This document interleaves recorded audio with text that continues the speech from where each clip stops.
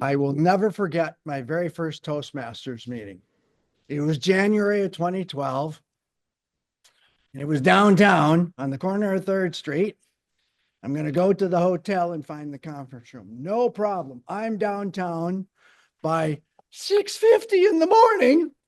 I park and I realize every corner there on 3rd Street has a hotel.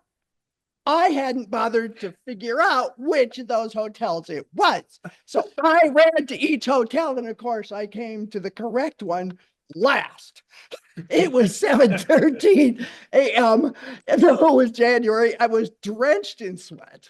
And I thought, I'm just going to slide into the back pew and be real quiet here. Nobody would notice me. Oh, no. I slid in and the speaker said, "Oh, hello, guest." And when that speaker was done, the Toastmaster said, "Welcome to our guest here. I'm so glad that you joined us. Please stand up and introduce yourself." So much for hiding in the back pew. As a matter of fact, that was the best thing that that person could have done, because the embarrassment's over. They welcomed me and everybody's glad you're here. Everybody glad you're here. It was awesome. I noticed something in that first meeting. As I walked away from there, I knew this is a group of high caliber people and they really care about helping each other. I could also notice they had a process.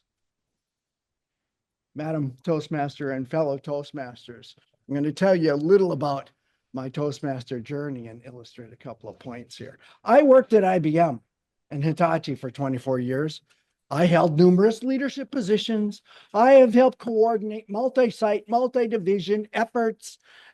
I've had to have so many meetings. I've given presentations more than you can imagine. We used to have foils. Who knows what that term means? The old people.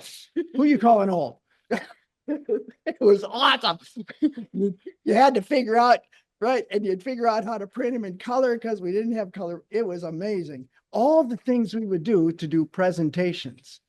The thing about that was my audience was engineers. That's it. I only had to talk to fellow engineers. And I don't know if you've noticed, but we engineers got our own language. We live over here someplace. And that's who I was talking to. And the other thing was, these people were essentially constrained to help me, right? It was their job that they had to help me. And they kind of had to do what I said they had to do. So I didn't have to really convince very much at all. The communication process was well-defined and my audience was well-defined. Then in August of 2008, I quit my engineering job. I went to chiropractic medical school, and then I became a doctor. Then I owned a business. I did have a chiropractic coach my very first year, and he said, "Dr. Mike, you need to go to Toastmasters. They're going to help your communication improve." And I thought, I'm pretty good at communicating, you know. Why do I need to learn how to communicate? I trusted him and I came. And then I experienced what you all see here. What I came to realize is that they have a really clearly defined process. And the process has a couple of components. One is the weekly meeting. Let me tell you, they were zealous about that meeting agenda. They were bordering on vicious. I see some of the things that we do.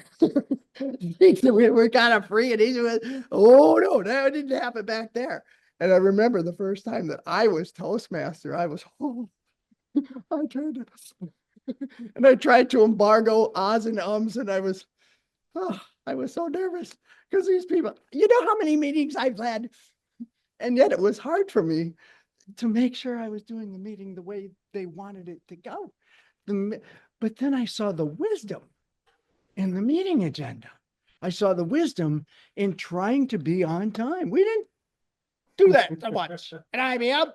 Try to be on time with meetings and keep the agenda crisp and talk about what you're supposed to talk about. No, there's a novel idea for a meeting. Wouldn't you agree? The other thing that I came to realize is that they had these manuals.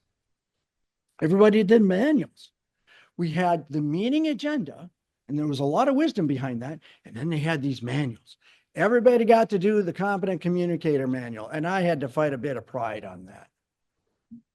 I don't need competent communication. I know how to, but I experienced what many of you have experienced. Shut up and do the project. And as I went through vocal variety, I went through body language, and I went through eye contact. And as I went through those 10 projects, I learned so much doing that. There was so much wisdom in the Toastmaster education process. I don't know, they got several dozen advanced manuals, and I marched through many of those. It helped me to address a broader audience, and yet they had a good, crisp, clean process of the meeting agenda and the educational platform.